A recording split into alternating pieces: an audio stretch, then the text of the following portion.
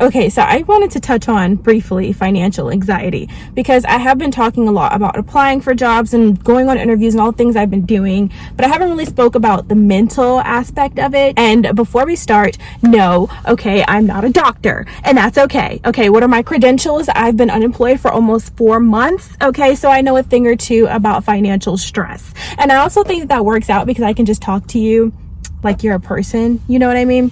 And so as far as dealing with financial stress or financial anxiety, a lot of times this happens. Like, how do we get here in the first place?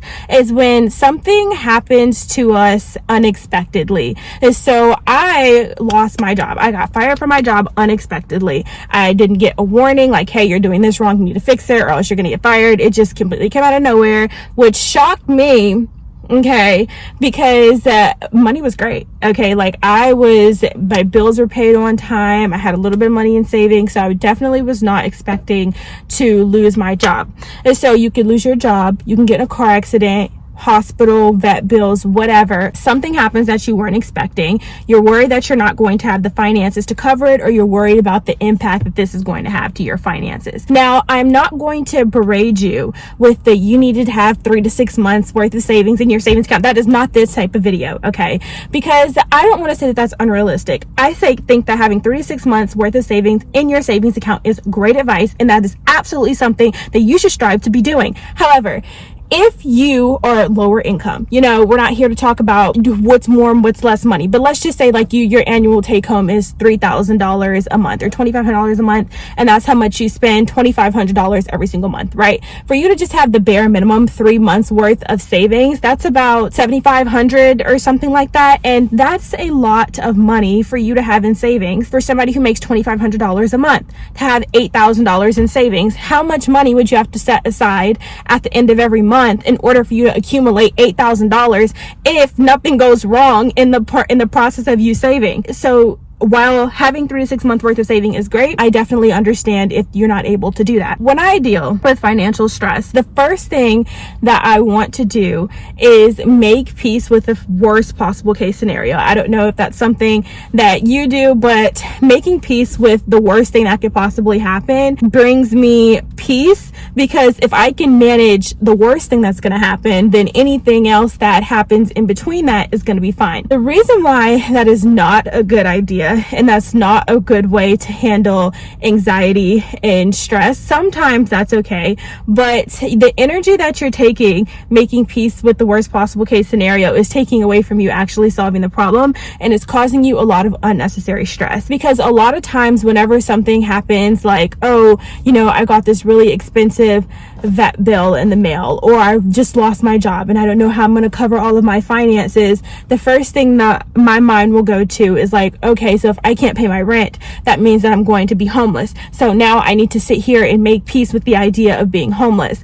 But in the process of making peace with the idea of being homeless, which is the worst possible thing that can happen, with if every single solution that you could possibly have goes wrong, the worst thing that could possibly happen is you being homeless. It's taking away from all of the energy that you could put into making sure that that doesn't happen. Because 9 times out of 10, the worst possible case scenario is not going to happen, because that is the worst thing that can happen. That's if you just lay down and do nothing. So the actual odds of the worst possible case scenario happening are actually not in your favor.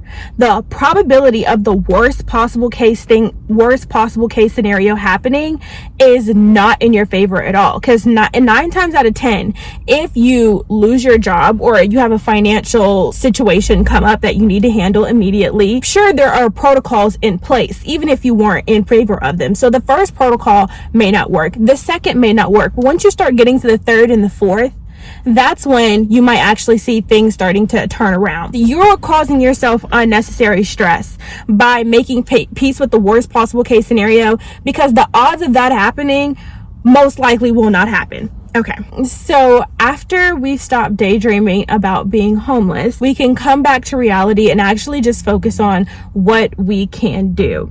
Because there have been times, definitely, and I'm definitely sure you can relate to this, where you've gotten a bill in the mail and you're just like, wow, I just don't have it. I just don't have the money. it's starting to rain. So if that's adding to the vibes, I'm not gonna stop. This is gonna add to the vibes of the video, okay? So if you get a bill in the mail and you're just like, wow, I really don't have the money, then you don't have the money. Like, there's nothing that you can do about that. Like, just take peace in knowing that there's nothing that you can do about that. And 9 times out of 10, there are extensions for bills. So if you get a bill in the mail and you don't have the money, like you physically don't have the money in your bank account to pay this bill, you can actually have peace in knowing that there's nothing that you can do about it. If there's nothing that you can do about it, then there's nothing that you can do. If it's a light bill, if it's the light company, you can always call them and ask for an extension.